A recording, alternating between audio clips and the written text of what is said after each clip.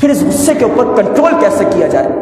کچھ طریقے نبی کریم صلی اللہ علیہ وسلم نے ہمیں سکھائے ہیں کہ جن پر عمل کر کے ہم غصے پر کنٹرول حاصل کر سکتے ہیں۔ واقعات میں آتا ہے کہ نبی کریم صلی اللہ علیہ وسلم نے دیکھا کہ دو افراد ہیں وہ آپس میں لڑ رہے ہیں، تو نبی کریم صلی اللہ علیہ وسلم نے ایک صحابی سے کہا کہ اگر ان میں سے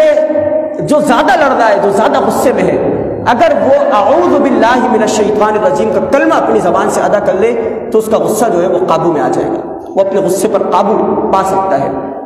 تو صحابی اس تک گئے اور اس کو کہا کہ تم یہ کلمہ اپنی زبان سے ادا کرو تو تمہارا غصہ دور ہو جائے گا۔ تو پہلا طریقہ جو نبی کریم صلی اللہ علیہ وسلم نے سکھایا وہ یہ کہ جب بھی غصہ آئے تو اعوذ باللہ من الشیطان الرجیم کا کلمہ اپنی زبان سے ادا کر لو، یا پھر اعوذ باللہ، دوسری روایت سے ثابت ہوتا ہے کہ صرف اعوذ باللہ بھی اگر کہہ دیا جائے اپنی زبان سے، اس کا ورد بھی کر لیا جائے تو یہ بھی جو ہے غصے پر قابو پانے کے لیے بہت بہتر ہے۔ دوسرا طریقہ عمل، فرمایا کہ جب کسی شخص کو غصہ آئے تو وہ اپنی کیفیت کو تبدیل کرے، یعنی اگر وہ کھڑا ہوا ہے تو بیٹھ جائے،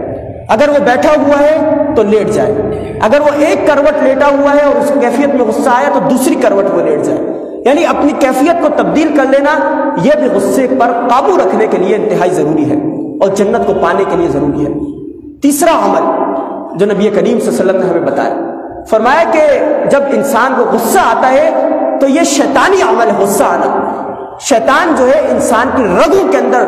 گھس جاتا ہے اور انتہائی تیزی سے دوڑتا ہے، جیسے خون دوڑتا ہے اس طرح شیطان جو ہے انسان کی رگوں کے اندر دوڑنا شروع کر دیتا ہے جب اسے غصہ آتا ہے۔ تو شیطان جو ہے وہ آگ سے تیار کیا گیا ہے، لہذا غصہ آئے تو جاؤ پانی پیو یا پھر وضو کرو یا غسل،